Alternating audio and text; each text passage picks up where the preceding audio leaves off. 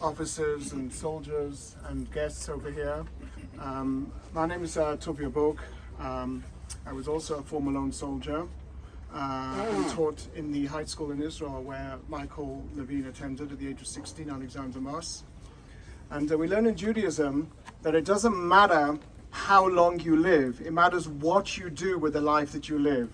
It doesn't matter how long you live, it matters what you do with the life that you live. And some people have long lives with no meaning and no purpose. And some people, like Michael Zecher Livracha, have short lives packed with meaning and packed with purpose. He lived a full life. And when you have a Shiva in Judaism, you don't talk about how the person died, you talk about their life and what they did and their legacy. And looking around here, we see the legacy. I too, as I mentioned, was a lone soldier.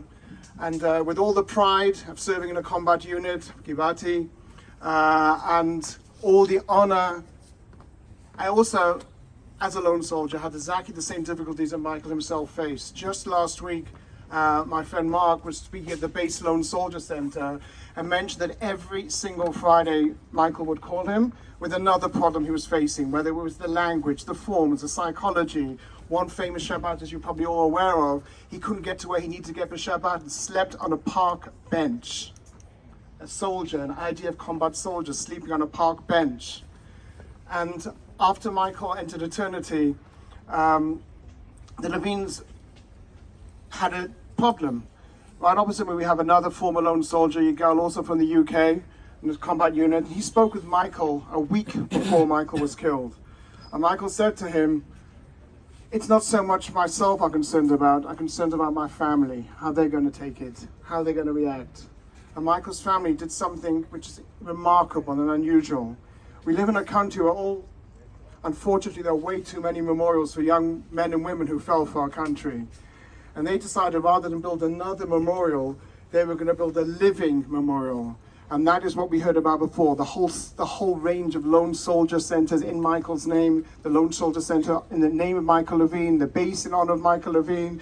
This is Michael's legacy. So never again will a lone soldier have to sleep on a park bench. And never again will a lone soldier have difficulties with Hebrew, with language, with culture, with everything. Because at the end of the day, they're coming to serve.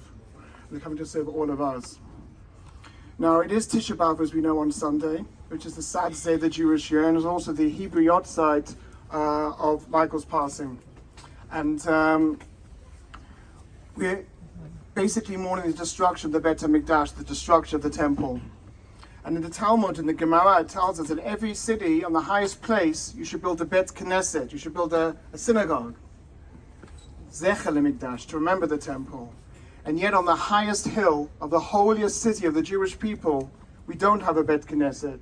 We have a Bet Kfarot, a Bet Chayim.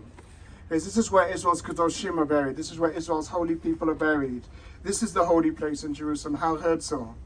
But Motam Tzivulano Chayim, the people who are buried here, is the reason why we're all living today. This is the reason why, in the words of HaTikva, HaChalom HaTikva Shel Shnot Alpayim, the hope of 2,000 years, Lihiyot Am Chovshi Ba'artzenu, to be a free people in our land, is a reality. We did not get the state because people yearned and hoped and mumbled next year in Jerusalem, L'Shana Haba B'Yerushalayim, year after year after year, and nothing happened.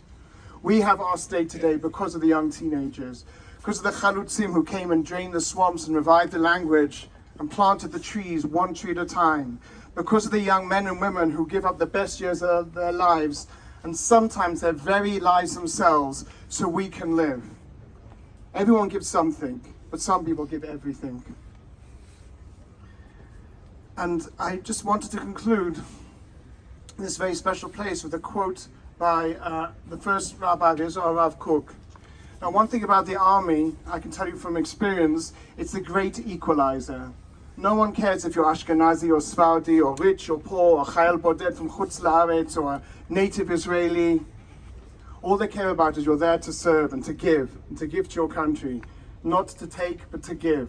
It's Avodat Kodesh, it's holy work, and everyone who serves in the IDF are holy people. And the people who paid the ultimate sacrifice are the holiest of all. And Rav Kook says, just like the second temple was destroyed because of causeless hatred, it will only ever have redemption when we learn to honor and respect what happens in the IDF, when we don't look at our differences, but we look at what we have in common, we look at what unites us. And instead of talking about death, we honor life.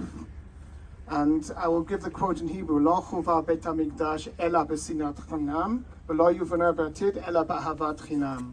And that is the message I want to leave you guys with, a message of life, of hope, and to take Michael's message of pride and honor, and understand that it's not a burden to be a Jew, it's an honor to be a Jew. We live in privileged times. Who would have thought just 75 years ago, when Michael's grandfather was being liberated from Auschwitz, if you'd go back in time and speak to his grandfather and say, oh, in 75 years there will be a Jewish state, there will be a Jewish army, Hebrew will once again be a spoken language, and most importantly, Jews will be charged of their own destiny. Who would have thought that would happen? And yet it did happen in our own lifetimes. We should jump out of bed every day and shout, Shehechianu. We live in the times that we live in.